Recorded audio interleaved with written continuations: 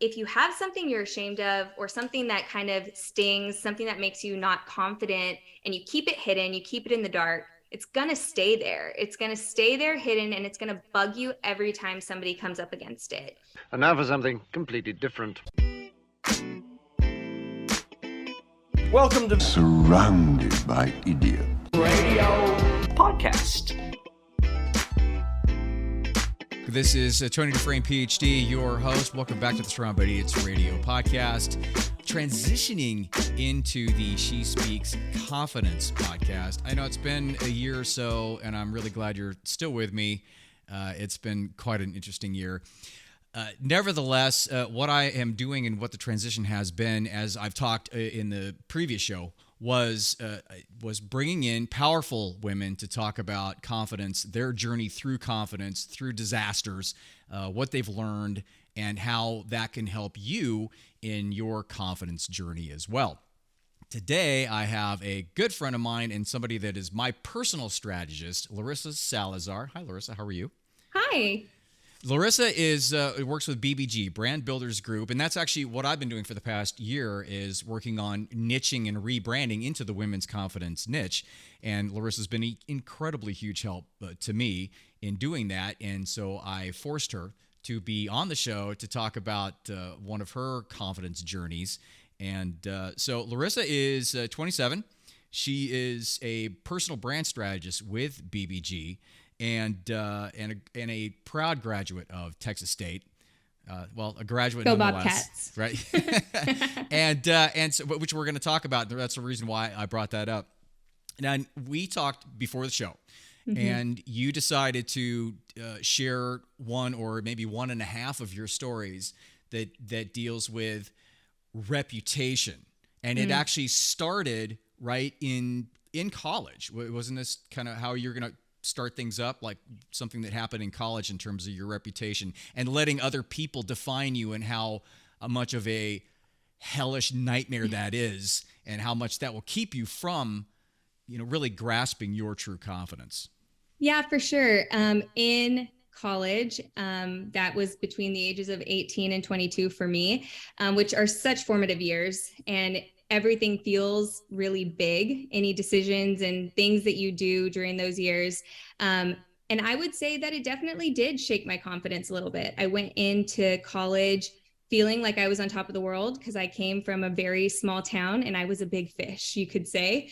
And then you come in and things are just different. And what I've kind of learned is that if you don't learn from some of the decisions that you've made, if you don't change, or if you don't get down to the deep root of why we do certain things, how we act, then it can just follow you into adulthood.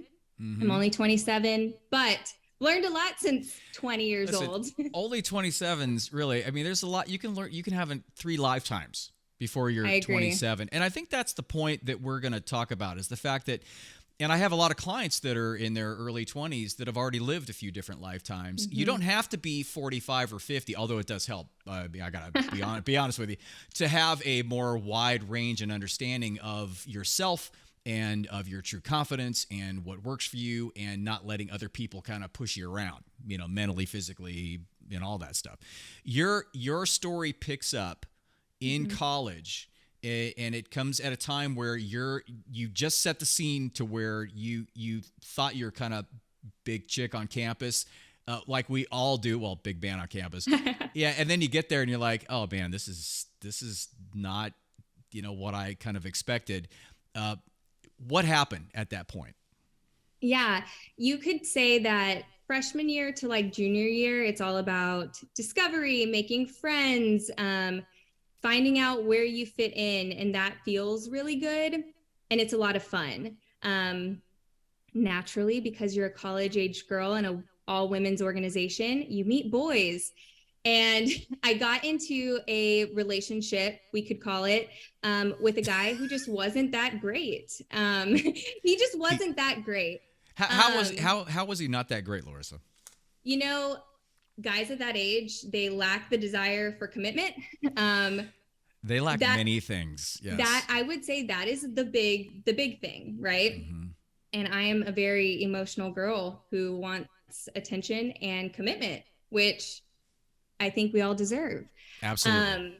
And so we're also 19, 20 years old. So that can only go bad, naturally. You said that, I did not. Yeah, I now on the other side of it, it's like I can totally own it. At the time, it felt so heavy and strong, right? It is because it's your entire world, right? Especially when you break out of the whole home or small town thing and you get into a situation like that. You know, your entire identity is wrapped up into, you know, who you're with, or you know, in terms of a relationship or like fraternity or sorority or whatever. And anything that happens, anything that shakes the boat just a little bit is just crushing.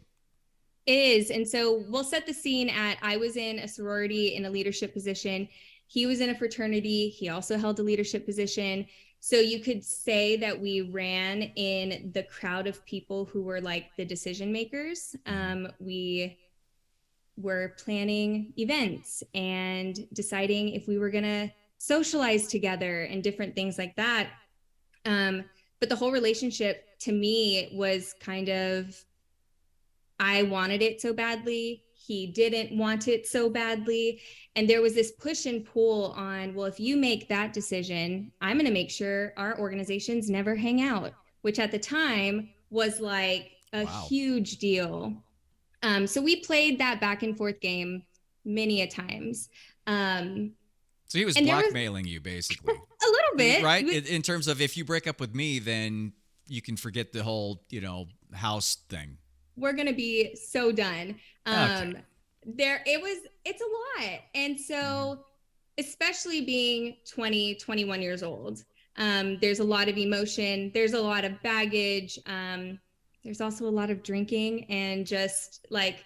There can be. It was a time. That's how I like to describe it. And there's nothing wrong with that, right? Because I went through that. Everybody goes through that, and there's really nothing you can do to not go through that when you're 19, 20, and 21, right? Because it's important to kind of go through those terrible layers of your life at that point. It's like the second terrible twos. Yeah, basically. Yeah, that's a good way to put it. Exactly. Yeah, and so I'm in this leadership position. There was a decision that was made that I'm not super proud of. A really poor decision that the organization just did not feel super strongly about.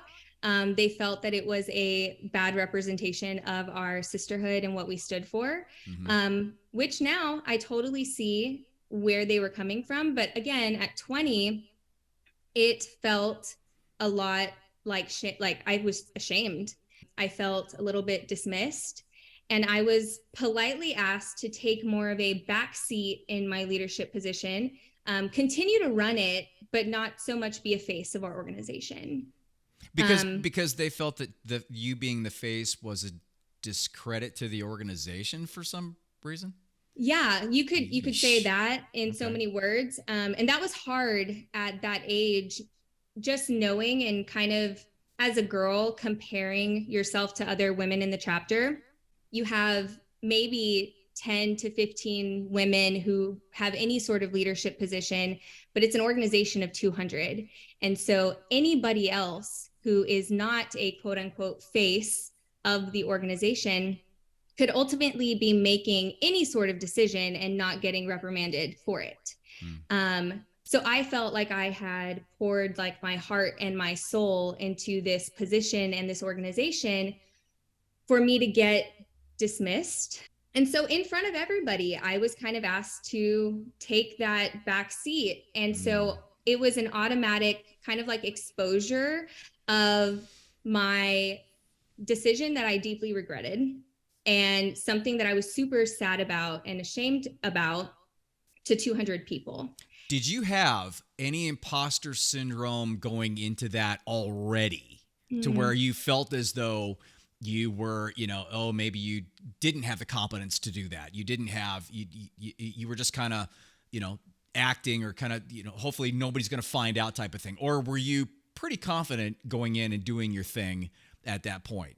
Yeah, going into that position, trying to get it, it was not the easiest thing for me to do.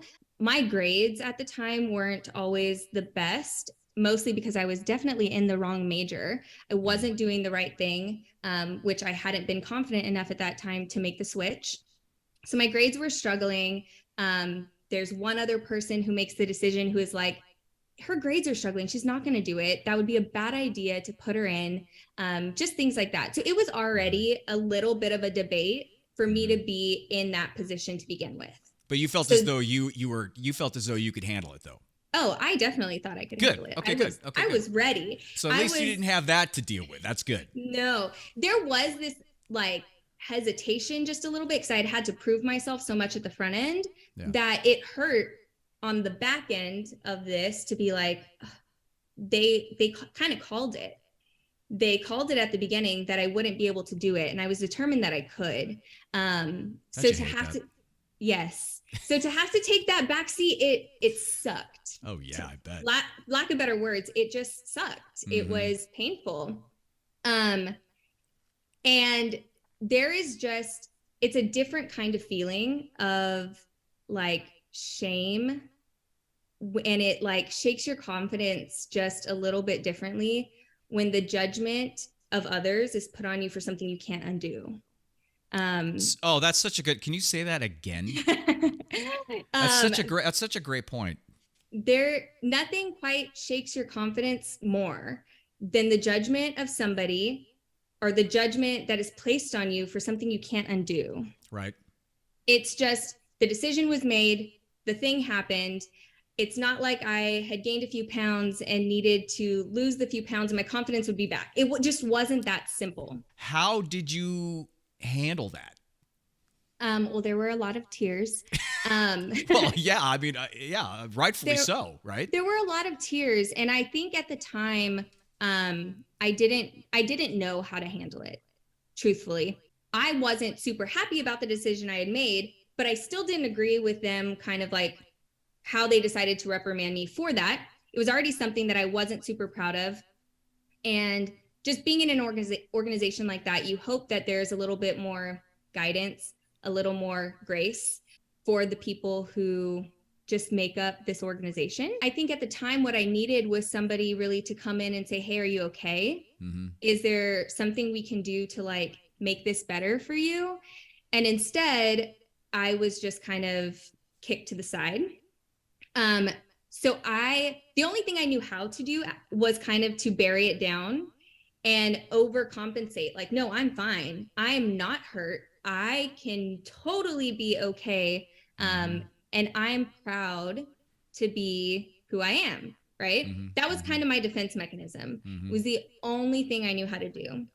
So instead of digging into that hurt and that decision, I just buried it really deep down and tried to elevate everything else that I was doing. Where I was going to go work next. How was I going to show up there? What I was doing, where I was going. Was I going out and having fun with my friends? Was I wearing nice clothes? Any of the like external things that I could portray as I'm fine, I'm confident, I was doing it. And how'd that work out for you? It worked for the time being, but we know that that's not long-term. It's a Band-Aid, and it's only a matter of time until something comes and rips that Band-Aid off again. Mm-hmm. And that thing, that decision, or that thing that makes you feel not confident comes to the surface again, unless you deal with it. Did that happen, or how did you deal with that? Yeah. I mentioned that like my first job, I went in really confident. I decided to go from Texas State University to San Antonio. And my first job was working for a marketing agency that had 3 magazine publications with it as well. Mm-hmm. So I was project managing clients. I was writing for the magazine. I was hosting live events. It was my dream job for way less money than I should have been getting paid. But it was my dream job nonetheless at 22 years old. And so I felt like I had made it out on the other side, like alive. I was like, I got exactly what I wanted. I have the job I'm proud of, and I can be confident in that, is what I thought. I even made like my first great real coworker friend that transitioned from just an office friend to like an in-person friend. And that was like a huge win for me, because everybody else, any other friends that I had, while they were still my great friends, they knew this other college version of me, right? So it felt really nice to come in and get to be whoever I wanted to be, even if it was just a show at the time. And so there was an instance where we had me and that friend, we had a really great client event. Everybody was happy. At the end of the day, we were like, we ran this successful event. It was a hit. We took some photos with our clients, things like that. Photo was shared on Instagram. And I was super excited and super proud. I was like, this is a win. We did it together. We can celebrate. And she got reached out to by a mutual acquaintance that we had. She was a little bit older than me. And so we had some friends that kind of laid right in the middle. And that acquaintance actually told her, like, you should run. Don't be friends with her. Well, thank God somebody's looking out for her best interest. Yeah. And I was mortified. I was like, here it is. Somebody from the past, somebody from college has swooped in to let her know that I'm not the person that I say I am. It's following you, Larissa.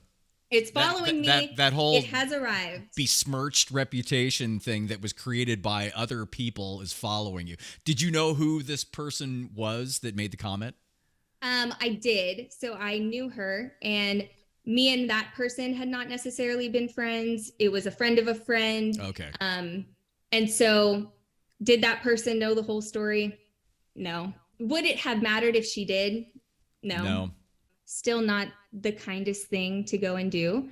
I think in that year, it was really important for me to kind of decide who I wanted to be, because I had been this person in college who was rowdy and fun and involved and had made some decisions that she wasn't really proud of and was deeply hurt by them, but didn't really want to deal with it. And then I came in with this facade, I'm going to be fine. And then that didn't work. So that was probably in 2019, just for reference. And the first thing I did was I started talking about this thing that people were holding over me, the thing that made me feel unworthy or not confident to build new friendships or walk into a room and feel like I was worth being there. I started to talk about it. I also started going to church. I found my faith, which was super helpful as well. And I think that's kind of where I found that like tool or that idea of if you have something you're ashamed of or something that kind of stings, something that makes you not confident, and you keep it hidden, you keep it in the dark, it's going to stay there. It's going to stay there hidden, and it's going to bug you every time somebody comes up against it. If you bring it to the light, you surrender it, you talk about it, you learn how you can grow past it, it doesn't weigh over you anymore. Such a huge epiphany, right? I mean, it's such an amazingly powerful technique or tool or just concept of reality to just own it. Just again, that's such a good point. A lot of stuff is going to happen to us, like the reputations that we have zero control over. We have zero control over anything except for ourselves and our grounding into ourselves and what our ideals are, what our morals are, and the fact that you got to the point where you understood that the second that you own that stuff, even if you don't agree with it, which is a huge thing, because there's so many things that we do not agree on in life because of other people and other people's perspectives and their motives, which are probably not in our best interest a lot of times. Right. I know that for me, even surrounding myself with the best people that I can, stuff's going to happen. So taking the step to own, not only owning it, which is the first step, right? Then talking about it. Huge, which basically comes down to one of the major points that I work with, that I talk to all my clients about, create that support group.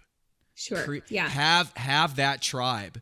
It could be just one BFF, right? But have that tribe that you can talk to someone about it. So incredibly important. It's not, and as you know, and maybe, and you tell me, was it about you talking about it and them, validating your point, or was it just you talking about it and them allowing you to talk about it? Yeah, it was definitely just giving me the space to get it off my chest and having somebody that would listen, because I didn't need somebody to validate it. It had been a couple of years since then. I didn't need somebody to tell me, man, those women who kind of made you feel bad sucked. I didn't need that. I just needed to be heard. I also needed that if I walked into a room somewhere and somebody did bring it up, that I could give my friend the eye and they'd be like, it's going to be okay.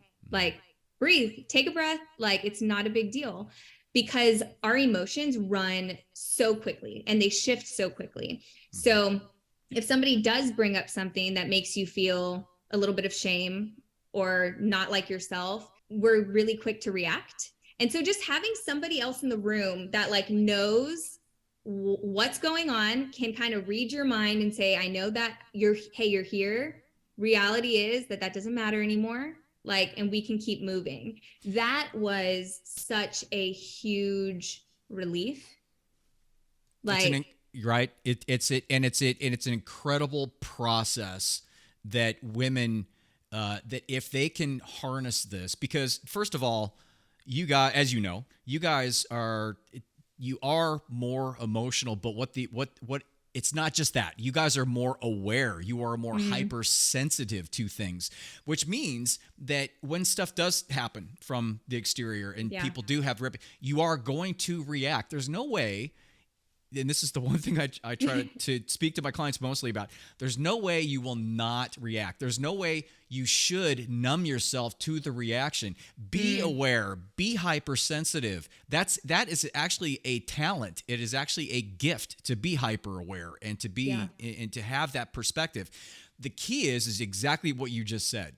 It's when you do become aware and you have that initial rush of adrenaline or rush of emotion, don't let that create the reality, right? It's about bringing that up into that thinking, processing, prefrontal cortex part of the brain, and then saying, okay, this is a lot right now, and what is this? And then start to kind of look at it from the perspective of being grounded, which your faith grounds you, your friends or your support group grounds you, ground you into the knowledge of you being whole and complete, and then that allows you to really take it and not just run amok with the emotions and let that take you off into never land.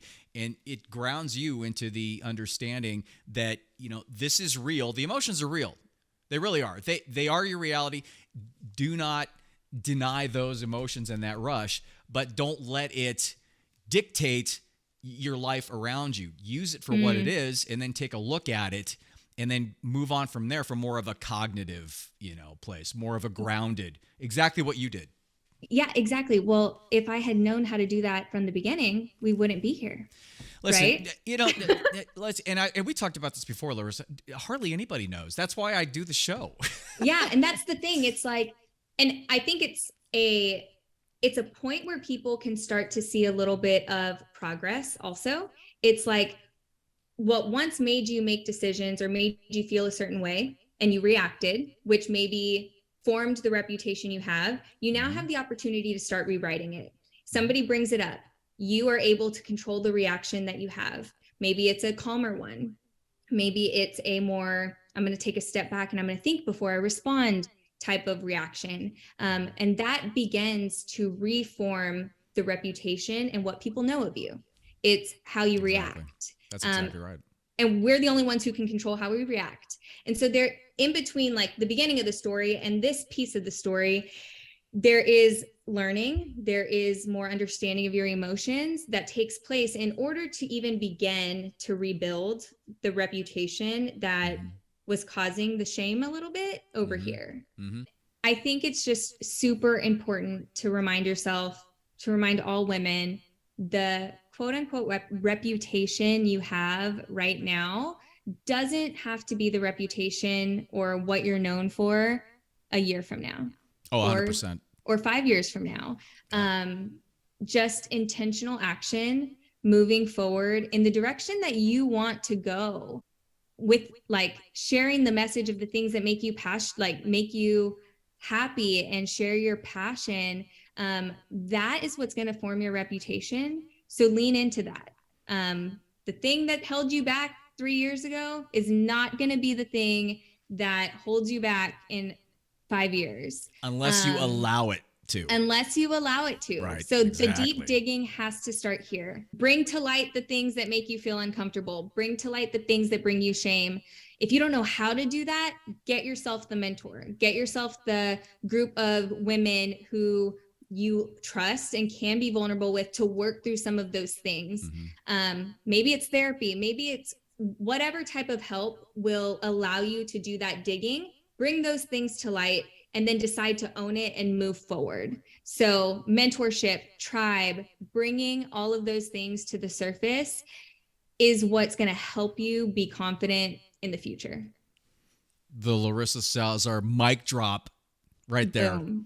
Perfect. Thanks so much for being with me, being on the show. If you are interested in building your personal brand, you can connect with me. Tony has the link to schedule a free strategy call to explore what it would look like to dive into your personal brand so you can serve the people that you're powerfully positioned to serve. Maybe you have a business or a service that somebody needs out there. So I would love to help you just share that message. And I will definitely include that in the show notes as we put that out, both on YouTube and in the podcast form. So thanks, Larissa. Again, I really appreciate it. And I'll see you in about like a week or so, probably. Yeah, for our next strategy session. Right, exactly. Until next week, I will talk to you guys later. And thanks again, Larissa. I appreciate it.